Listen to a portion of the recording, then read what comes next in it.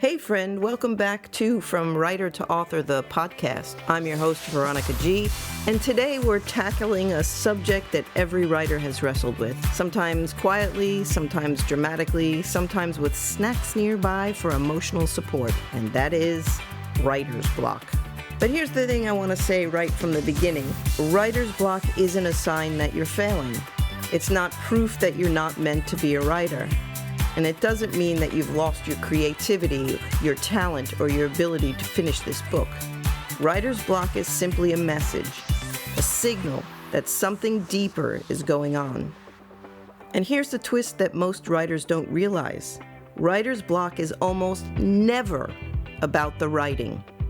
It's about clarity. It's about fear. It's about expectations. It's about overwhelm. It's about mental fatigue. And it's about life getting loud. So grab your coffee, get cozy, and let's unpack the real reasons writer's block shows up, and how to move through each one with gentleness and a bit of structure, not guilt and pressure.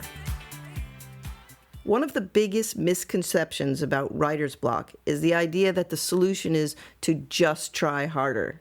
But you and I both know that doesn't work. If sheer willpower could fix writer's block, none of us would experience it. Instead, writer's block happens when your brain hits an emotional, cognitive, or environmental roadblock, and it needs something from you before it can move forward. Let's break down the most common causes one by one, with plenty of real talk along the way. Let's start with the most common cause, and honestly, the least glamorous one. You just don't know what comes next. Not knowing the next point, the next chapter's purpose, the flow of your argument, or the emotional beat you're trying to hit, that alone is enough to freeze you up completely. You can't write what you haven't figured out yet. Maybe your outline is unclear. Maybe you need a transition you haven't identified. Maybe your chapter feels bloated and you don't know how to fix it. Maybe the idea is still fuzzy in your mind. Writer's block in this form is simply a lack of direction. Your brain is saying, give me a map. I can't walk into the forest without one. What helps? To take a step back and get reoriented. Ask yourself, what is the one point this chapter exists to make? What is my reader supposed to walk away knowing? What is the emotional or intellectual purpose of this section? What comes right before this and right after it? Can I bullet point the next few beats before writing them? Clarity is like turning on the light in a dim room. Things get easier instantly. Now let's transition into the emotional side of writing, because perfectionism is a sneaky, powerful thief of creativity. Perfectionism convinces you that you can't start until you know exactly what to say, in exactly the right way, in exactly the right order. And that is an impossible task. Perfectionism doesn't just raise the bar, it puts the bar on the moon. It tells you, if your first draft isn't brilliant, it's pointless. Or, if you don't write something amazing today, you're wasting time. Or, this book needs to be perfect, or it's not worth writing. No wonder your brain says, actually, let's go reorganize the baking drawer instead. And here's what helps. Lower the stakes dramatically. Tell yourself, I'm writing the clay, not the sculpture. Or, this is version 1, not the final draft. Or, my job today is not to write perfectly. It's to write honestly. Sometimes the most productive thing you can do is give yourself permission to write something mediocre, because that mediocre draft becomes the foundation of something great later. Perfectionism doesn't produce books. It produces paralysis. Now let's gently move into the deeper emotional territory, because this is the silent cause behind a lot of writer's block. Fear stops writers more than anything else. Fear of, what if this isn't good? What if people hate it? What if people love it and expect more from me? What if this book doesn't sound like I imagined it? What if I'm not actually a real writer? Writing is vulnerable. It's exposing. It's personal. Even nonfiction has pieces of you in it. Your voice, your experience, your insight, your perspective. And when your brain senses vulnerability, it activates the brakes. Your brain thinks it's protecting you from disappointment or embarrassment, even though what you're really trying to do is create something meaningful. What helps? Shrink the task. Tell yourself, I'm not writing a book right now. I'm writing one paragraph. Or, I'm exploring an idea, not committing to it forever. Or, I'm playing with words, not finalizing anything. Fear hates pressure, but it can handle exploration. Give yourself space to write without judgment. Now let's flow into the cognitive overload that so many writers don't even realize they're carrying. When you try to think about the entire book at once, the purpose, the structure, the tone, the reader journey, the chapters ahead, the editing, the publishing, the marketing, the reviews, your brain shuts down.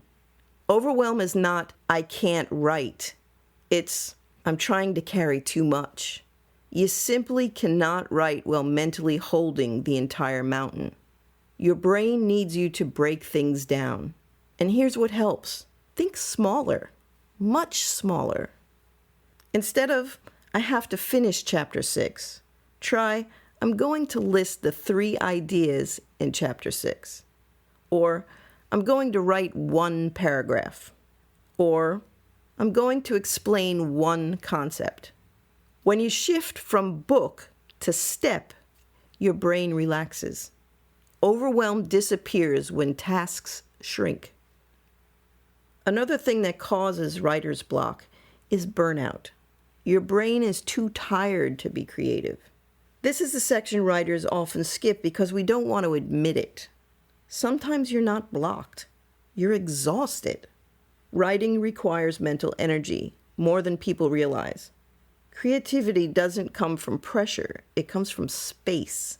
And if your life has been chaotic, stressful, emotionally heavy, busy, sleep-deprived, full of to-do lists, your brain may simply not have the bandwidth to create anything right now. And there's no shame in that. Here's what helps. Rest is not a reward. It's a requirement. Your brain needs white space in order to think creatively. Go for a walk. Take a nap. Listen to some music. Read something that inspires you. Let your mind just wander. When your brain feels safe and rested, the creativity comes back on its own. Now let's shift to the practical side, because sometimes writer's block isn't emotional or mental at all. Sometimes you simply cannot focus. Your phone dings, your email pings, somebody calls, someone knocks, someone needs something, the dog barks, a package arrives, your spouse asks where the ketchup is. You suddenly remember you left laundry in the washer. It's not writer's block, it's life block. And a constantly interrupted brain cannot drop into the deep creative state needed to write. Your writing time must be protected. So what helps? Create writing boundaries like you would with any other job. Try do not disturb mode on your phone, writing at a set time each day, closing your door, using noise-canceling headphones, telling loved ones, during this hour, I'm unavailable. Even 25 to 30 uninterrupted minutes can be more productive than hours of distracted writing. Protect your writing time like it matters, because it does. And lastly, the most meaningful cause of writer's block. You forgot the reason behind your book. Not intentionally, but life got busy. Fears crept in, pressure built. And somewhere along the way, your why got buried under the tasks, the goals, and deadlines. When we disconnect from purpose, the writing feels flat. Writer's block often appears when meaning disappears. And what helps? Reconnecting emotionally. Ask yourself, who is this book for? What do I want them to feel? Why does this matter to me? How will someone's life change because this book exists? How would I feel if this book never got written? When your purpose returns, your creativity wakes up. Writer's block dissolves when intention reappears. So if you've been feeling stuck and you've been blaming yourself, your discipline, your talent, or your ability, I hope today took some of that pressure off. Because writer's block is not a character flaw. It's not a sign of failure. It's not a sign the book isn't meant to be written. Writer's block is a message. And once you learn to read the message, you can respond to it kindly and effectively. You're not broken. You're not behind. You're not alone. You're a writer navigating a very human experience, and you can absolutely get through this. All right, my friend, before we wrap up, I want to give you a little preview of next week's episode because it's a perfect companion to today's conversation.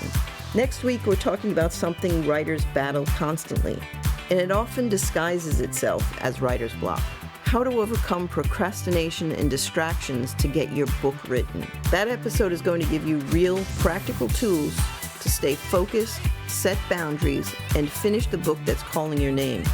And if you'd love even more encouragement and support, I'd love for you to join my From Writer to Author newsletter, where I send weekly tips, motivation, and gentle reminders that you're absolutely capable of becoming the writer you want to be.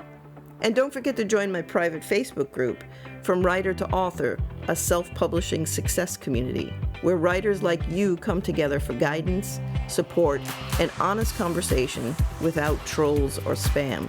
Plus, make sure you grab your free pre-publishing roadmap, the 14 things you should check before you hit publish. You can grab that and sign up for the newsletter at www.goldspielcreativeenterprises.com. All right, friend, go rest if you need it. Go daydream if that's what helps. Go take one small step towards your writing today. And I'll see you next week. Remember, you've got this.